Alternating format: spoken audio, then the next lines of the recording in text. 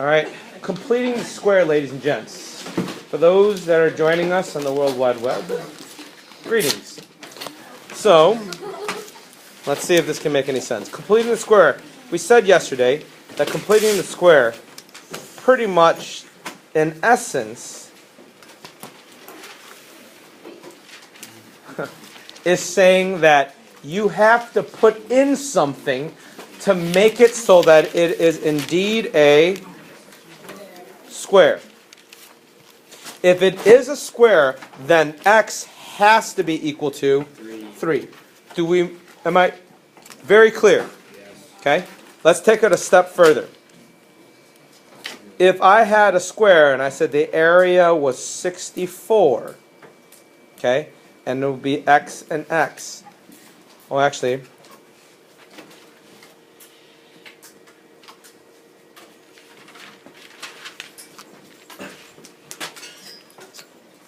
technically, what would, actually that wouldn't work.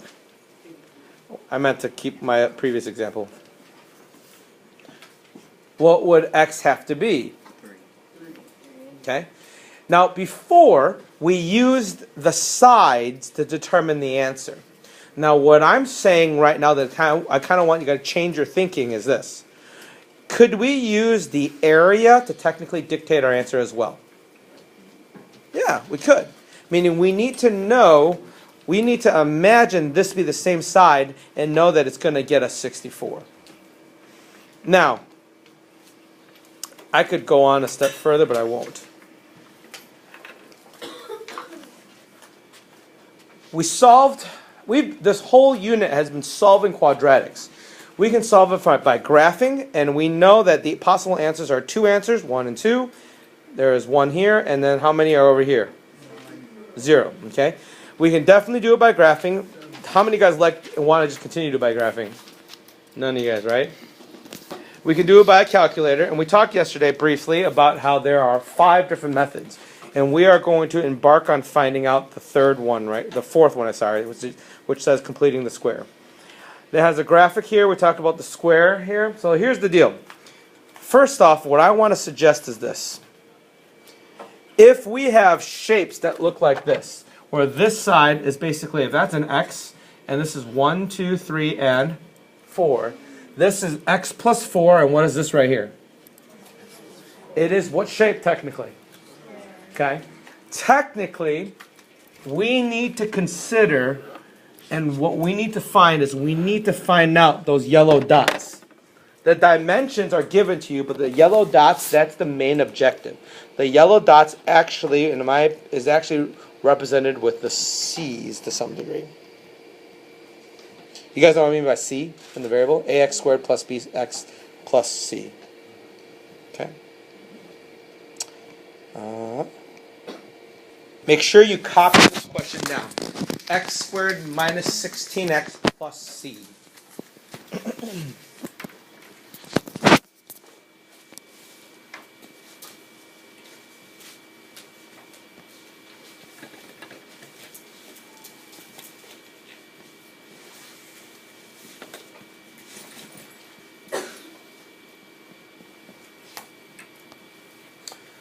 Once again, assuming that this is actually a square, you have to assume it's a square. Meaning, the square is the area of a square is one side multiplied by itself, right? Because the same sides are all the same. The binomial answers that are being multiplied are going to be identical. So how are we going to do this? How do we find out what the c value is algebraically? Any guesses?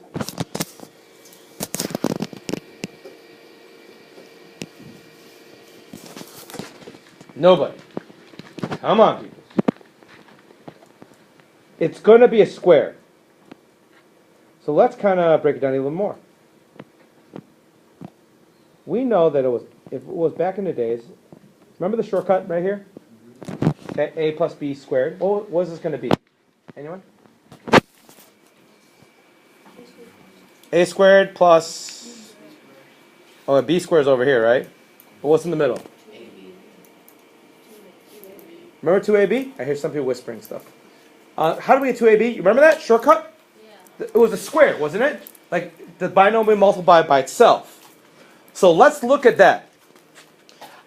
If I'm only given this information, how can I get this right here?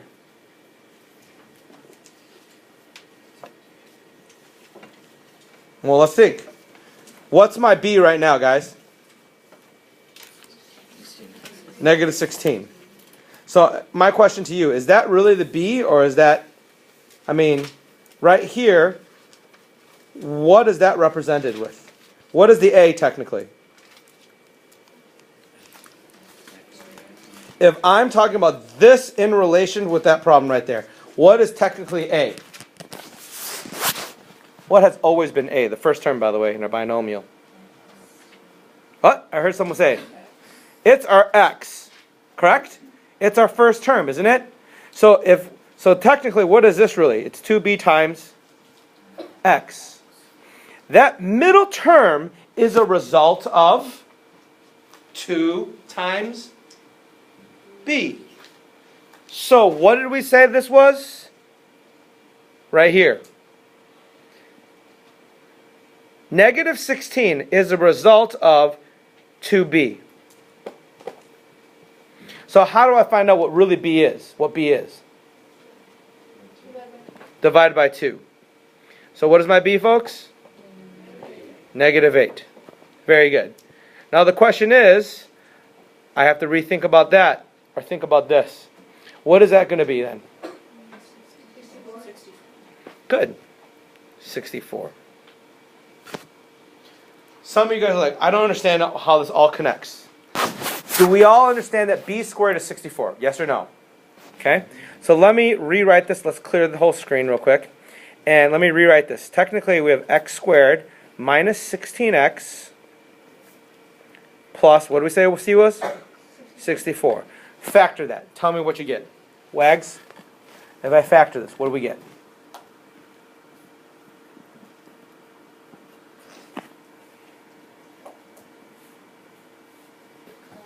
Good. Technically, it would be x minus 8 times x minus 8. Now, why is this really completing the square, or called completing square? Because we're not there yet, unless example number 2 is that. Notice, these two terms, they're the same thing. Can I rewrite it to be x minus 8 squared? Is that okay? Is it the same thing? Okay. So technically, what we did is two things. Number one, we discovered what the c is by completing it, and then we created a square out of it. How do we create this? This is called a square right there. You see that? It's something squared, isn't it? Let's kind of recap as far as what happened in the investigation aspect of it. How did we get C? Anyone? What's the shortcut? Anyone catch on that? What do we do first? Look at your notes. Look at what you just wrote down. Today is not a day you want to slack off on taking notes. If you don't have notes, and if you're going to come up and ask for help and I don't see notes, I'm going to say good luck. I'm not going to help you. You understand that?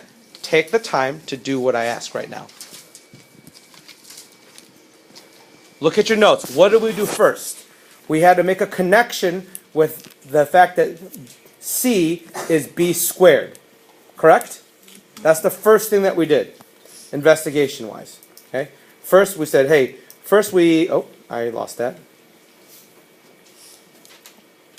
First thing that we did, we said C is really B squared.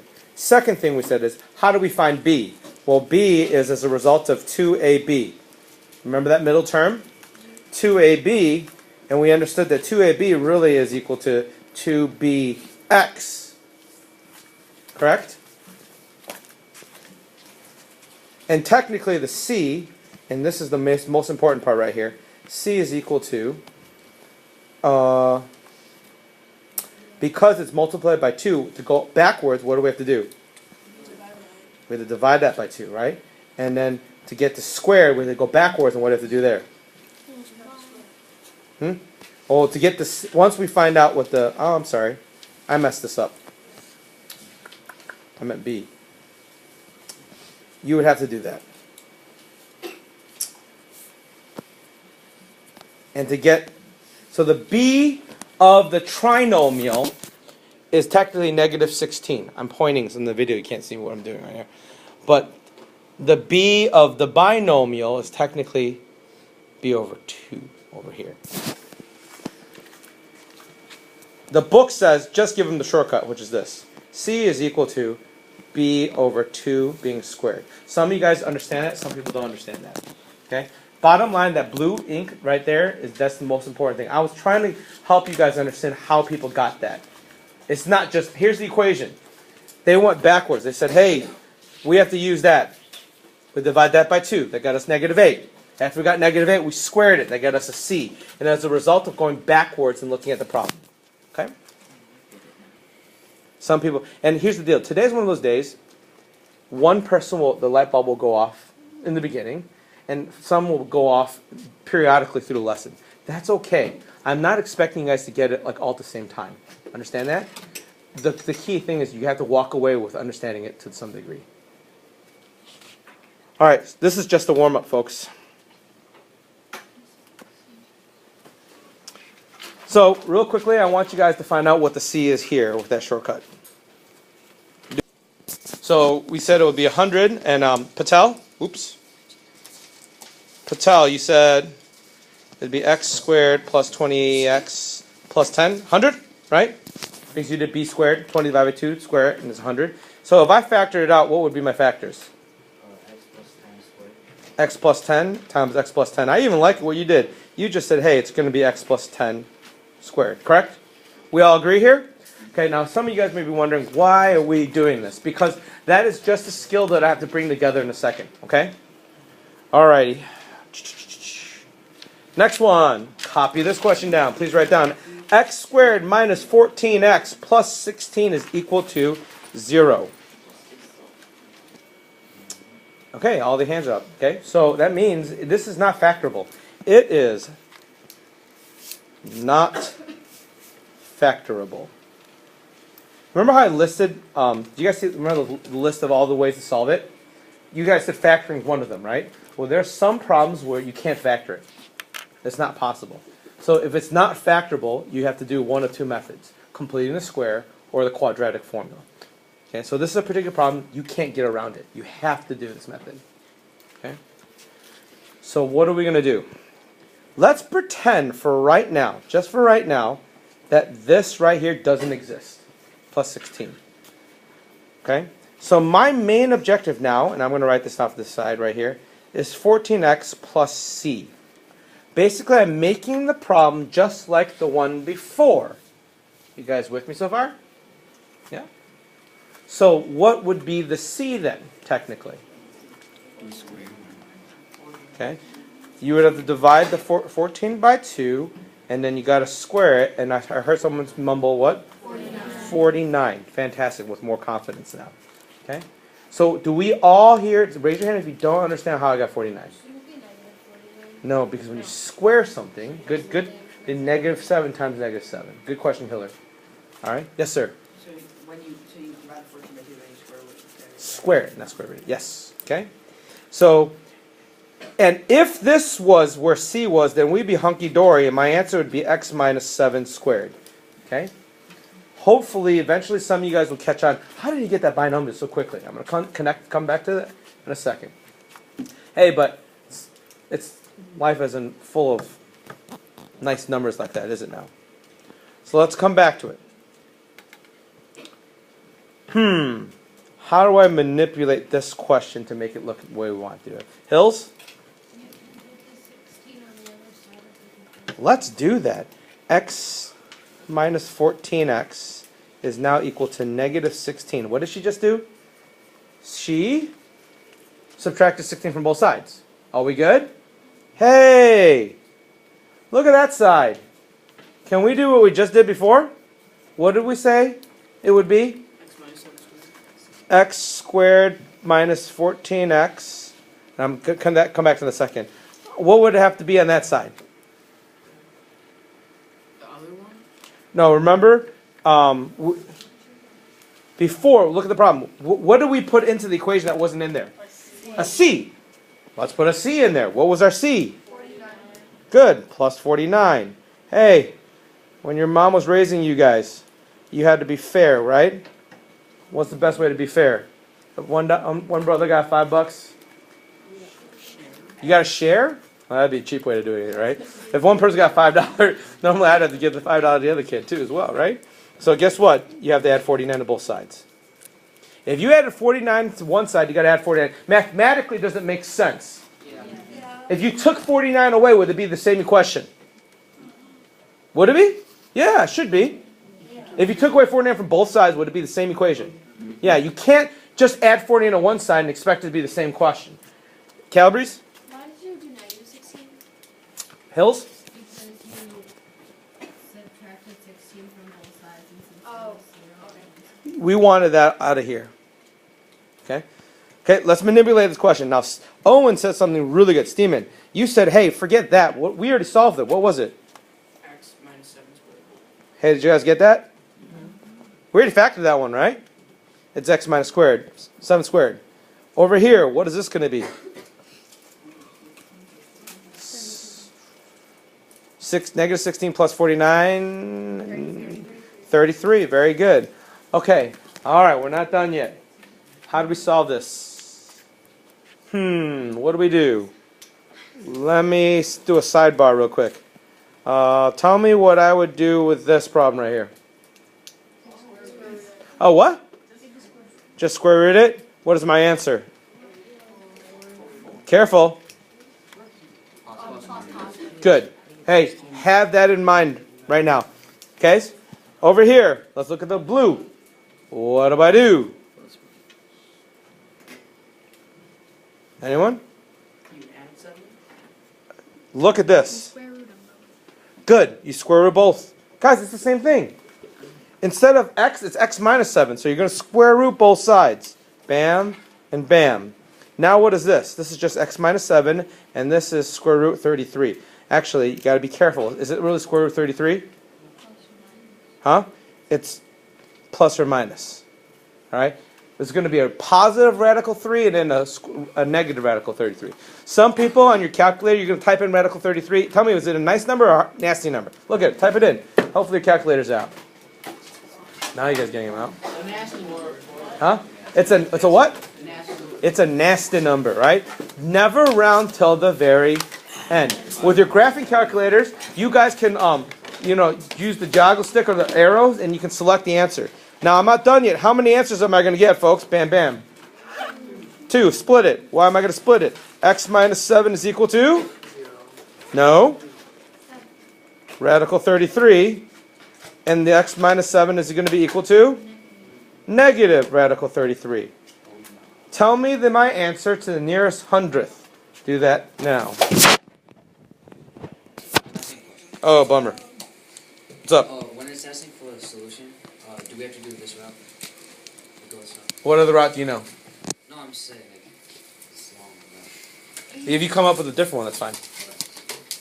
It's not factorable, so. Okay? Someone tell me what this is. I heard 12 point what? 7-4. Thanks, Crames. And then, or, the other one, what do we got here? Okay, now some of you guys sitting there not doing anything, at least get out your cell phones to kind of use the calculator in there. Don't just sit there. Because here's the thing, you're not going to be able to do the homework. And your test on this unit is coming next week. Ready or not? Here it comes. 1 point what? 1.2, I thought it was 6. Yeah, what you round it. Okay, round to nearest hundredths. Now, this particular problem is nasty because, look at the answers. Could you have graphed this? No. Right? Imagine you graphing it manually and then you're like, oh yeah, that's 12.75. Or 4. Not going to happen, right? Could you factor this thing? You couldn't do it, right? So this is the only way that you know so far. Okay? I think it's very clever they taught completing the square first before they taught the quadratic formula first. Questions? Ready for an exit slip? Why are you laughing?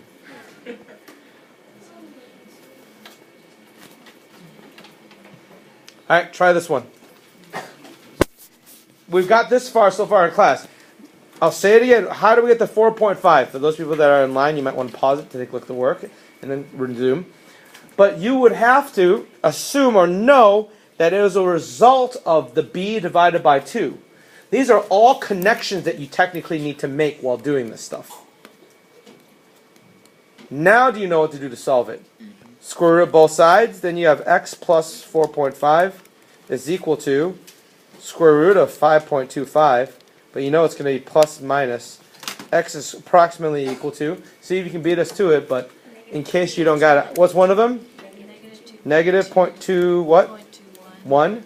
And my last one is or 6.79. Okay? Remember, there are two answers because you have to assume that it's a positive radical 5.25 or a negative negative radical 5.25. Remember, the negative is not inside the radical, it's outside.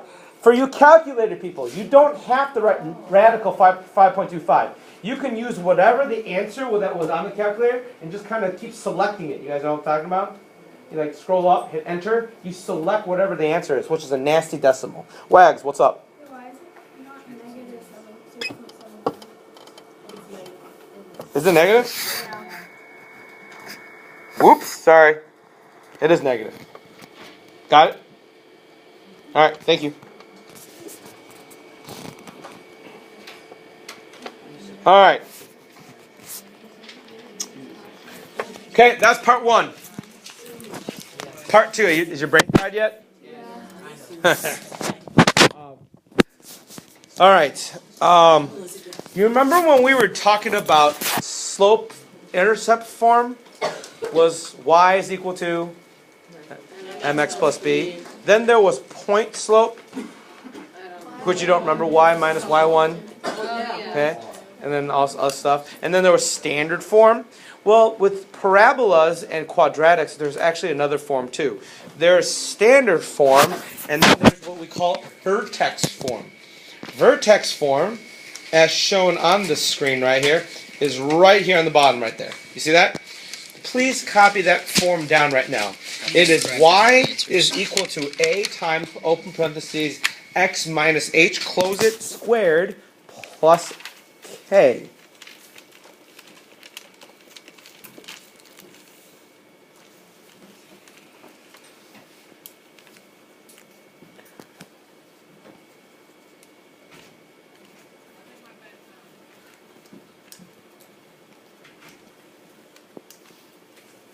Now I know it's kind of hard to see, but if you look at that particular problem, we're kind of going to the top right now. This particular person in vertex form solved the problem and said, hey, the vertex is really what? Negative 2, 4. Let's take a look at this equation right here and also look at the vertex form to understand what parts are what. Okay? Someone tell me, if it's usually called the vertex form, chances are, guess what's in the equation? The vertex. So tell me, what parts of the vertex is in the equation? Anyone? The negative h. What's the negative h? 2. I like how Nadia just said, hey, technically, well, you're thinking it's a negative h. Well, what about this problem? It was plus 2. But isn't our vertex negative 2? A negative minus a negative is what I heard? Okay, Cartwright, good job. So technically, if you inputted it into this equation, it would have been in minus negative 2, which would have equated to a plus 2. So the h is really what, folks? What is the h? Huh? Well, in general, what is the h? The h is technically the x-coordinate of the vertex. Right? Now we have the a and the k left. What's the k? Good. The y-coordinate is the k. Okay, so the k is the y-coordinate of the vertex form. The a, technically you should know, the a is the width of the parabola. Remember we did a lesson on that? How to make it fatter, skinnier? Yes? No? Okay, we got some yeses. Good. Woo, some memory. Okay. All right. Here we go. So, let's skip this. Remember, this is just to show you a picture of how all our skills can come together. You know how to graph a parabola? Yes or no? Remember this stuff? Yay. Remember this, the axis of symmetry, the vertex form, and also vertex format. The vertex, coordinate. So you see all these skills being united into one. Isn't that awesome? No. Yeah. That sounds so motivating.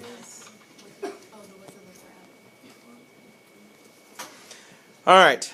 So they're saying, hey, when are we going to use this? We need to use completing the square by finding the to find the vertex form of the equation. What's different about the equation right here? Copy this down. Huh? What's the A? The width. Remember? I said that, didn't I? Yeah.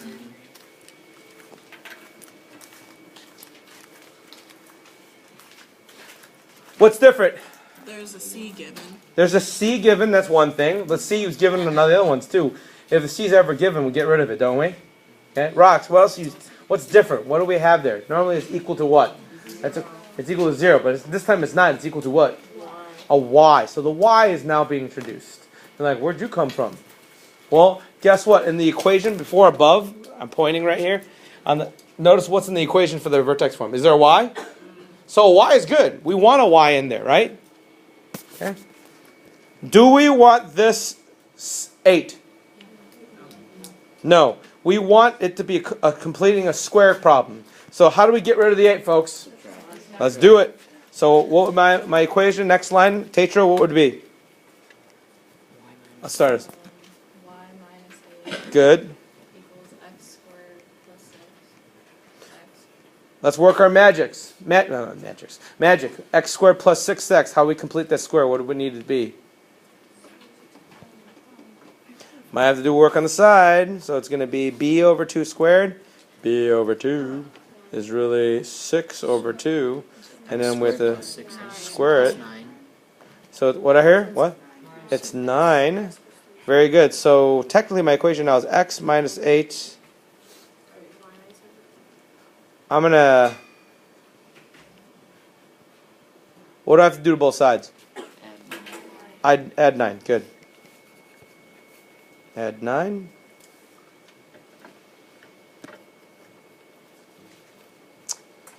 And Y plus 1. I heard a y plus 1 is equal to X plus 3 squared. x plus 3 squared. Fantastic. Is it in vertex form yet? Look above. Right here. Is it in vertex form? No. What makes it not, Bobby? Because it can't be squared or It can be squared. I see it h minus 8, x minus h squared. There's no k. There's no k. It's okay to have no k. What's next to the y that we don't want? The 1 plus 1. Subtract 1 from both sides. Do we have a k now? Yeah. We do. What is our... someone tell me, what is our a technically? Why? 1. Remember the 1's there. Uh-oh. The 1 is there. Fantastic job, ladies and gentlemen. We completed the majority of the lesson. There's a word problem for you to look at. I am not going to go into detail today about that. It's a resource to use the skills that I taught already.